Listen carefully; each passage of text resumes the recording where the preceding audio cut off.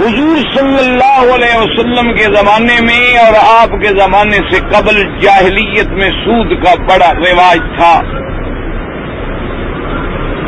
اور سود دو قسم کا ہوتا ہے۔ ایک سود تو وہ ہے کہ آدمی نے کسی کو قرض دیا اور قرضے کے بدلے میں اس نے کہا کہ آپ مجھے اتنا سود ادا کریں گے۔ مثلا 1000 ریال قرض لیا کہ بھائی میں 1 مہینے کی مہلت دوں گا، لیکن مہینے کے بعد آپ مجھے 1100 دیں گے، یہ سود ہے۔ اور ایسے سود خار لوگوں کے بارے میں اللہ تبارک و تعالی رحمت فرمائے، اللہ پاک ہر مسلمان کو بچائے۔ پچھلی آیات مبارک میں اللہ نے ارشاد فرمایا کہ الذین یاکلون الربا، وہ لوگ سود خور ہیں، لا یقومون الا کما یقوم الذی یتخبطہ الشیطان من المس، یہ نہیں اٹھیں گے مگر قیامت والے دن جب اٹھیں گے تو ان کا حال یہ ہوگا کہ ان کو ایسے خبتی ہوں گے، ایسے پاگلوں کی طرح ہوں گے جیسے شیطان نے ان کو خبتی کر دیا ہو۔ کیونکہ ایک تو وہ مجنون ہوتا ہے جو بیماری کی سبب میں پاگل ہو گیا، ایک مجنون وہ ہوتا ہے جو ماں کے پیٹ سے ہی دیوانہ پیدا ہوا،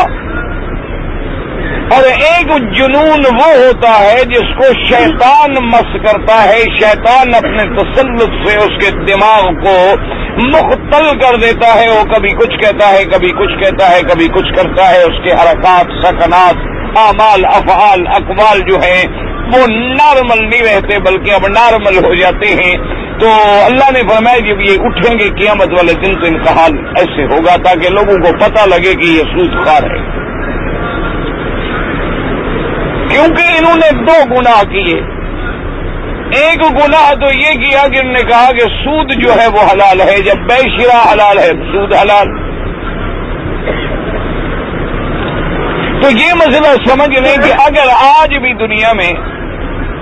کوئی مسلمان سود کو حلال تصور کرتا ہے، یعنی سود کو حرام نہیں سمجھتا، یا وہ یہ کہتا ہے کہ جی نہیں یہ سود جو ہیں بینکنگ کے یہ سود نہیں ہیں بلکہ یہ سروس چارجز ہیں اور ان کے بغیر اب ملک چل ہی نہیں سکتے، سود کے بغیر چارہ ہی نہیں ہے، سود کوئی حرام شراب نہیں، وہ تو سیدھا کافر ہو جاتا ہے۔ یعنی سود کی حرمت کا انکار کرنا، سود کو حرام نہ سمجھنا، یہ کفر ہے۔ ایک یہ ہے کہ وہ کہتا ہے کہ سود حرام ہے، سود کو گناہ سمجھتا ہے، حرام بھی سمجھتا ہے، لیکن سودی کاروبار کرتا ہے تو یہ شخص جو ہے فاسق اور فاجر ہے، یہ کبیرہ گناہ میں مرتکب ہے، اور یہ اتنا بڑا گناہ ہے کہ ایک صحیح حدیث مبارک میں آتا ہے کہ سود کا جو تعامل ہے وہ 36، اگر سود کا 1 درہم کوئی لے لے، یعنی 1 ریال سمجھے لے لے، تو 1 درہم سود کا جو ہے 36 مرتبہ زنا کرنے کے برابر گناہ ہے، صرف 1 درہم لینا، اور جو لاکھوں لیتے ہیں۔ اور اسی طرح ایک صحیح حدیث مبارک میں آتا ہے کہ حضور پاک نے فرمایا کہ سود جو ہے اس کے 73 گویا کے باب ہیں، یعنی 73 حصے سمجھ لو، 73 دروازے سمجھ لو۔ تو فرمایا سب سے ادنا گناہ جو ہے سود خار کا وہ ایسے ہے جیسے کوئی شخص اپنی ماں کے ساتھ زنا کرے۔